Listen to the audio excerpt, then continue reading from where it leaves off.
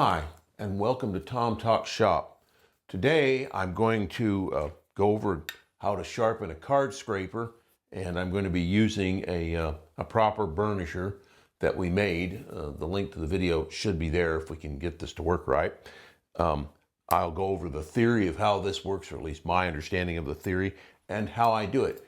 If you enjoy this content, please like, subscribe, and comment. And if you have any suggestions for videos, please put them down in the comment below and we'll put it in the queue to work on. Thank you. Okay, we want to talk about the metallurgy that's involved here, and then the two basic tools you're going to need. I've got my burnisher here, and I've got a flat file. And the first thing we're going to do is we're going to file this edge right here. And all we're doing is just creating a 90-degree surface. This is not a critical step other than just prepping the surface. Everybody thinks you get this burr on this and then you want to roll that a little bit and you're ready to go. That's not what we're doing here. And I think this is the critical mistake a lot of people make. So I want to talk about the metallurgy involved here. What we're going to do is we're going to take this burnisher and go back and forth over this thing, between 30 and 60 times initially. And we want to kind of create squish the ions down and make a microscopic hard layer there. And we will create a slight burr. Sukey will put a picture up there somewhere. And it will create a slight burr. That's still not the burr we want. After we've done that, we'll take this thing out of the vise and we'll want to give it 30 swipes on each side to flatten that burr back down again. And then the last step would be to freehand, burnishing it again, though doing it this way. And then everybody's going to have to kind of learn their own technique for that. I like to do it about as close to 90 degrees as I can, and I only try to sharpen one side. I don't like it when you have a burr on both sides because it's never the right angle for me. So what I like to do is do that, and I want to do it in such a way that my card scraper is typically as close to straight up and down as possible when it catches the thing. And I don't usually try to get the center as sharp. I usually try to get the right-hand side sharper personally. It's just my preference. These things in my book. Or what I try to do is get this area of the thing a little sharper than that.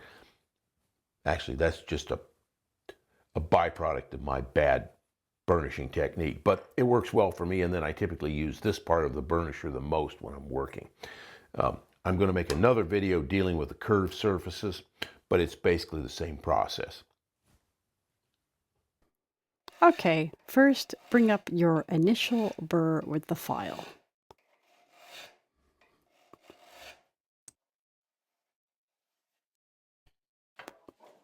Take it out of the vise now and smooth that burr down with a stone.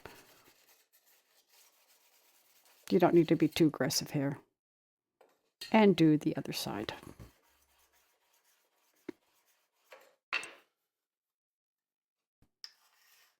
Go along the scraping edge briefly with the stone, or just lightly, I should say.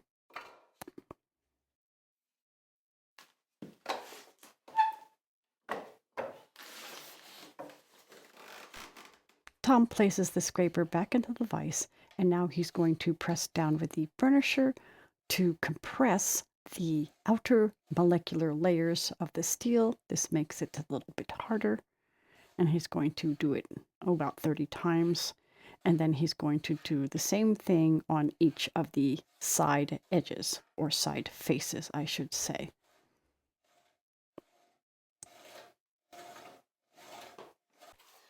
Compress the outer metal layers of the scraper faces with the burnishing tool. And I think he said he's going to do this about 30 times on each of the faces. Of course, it is only necessary to do this near the leading edge, that is the usable or scraper edge. No need to do it where you grab it. Remember, this is just hardening the steel.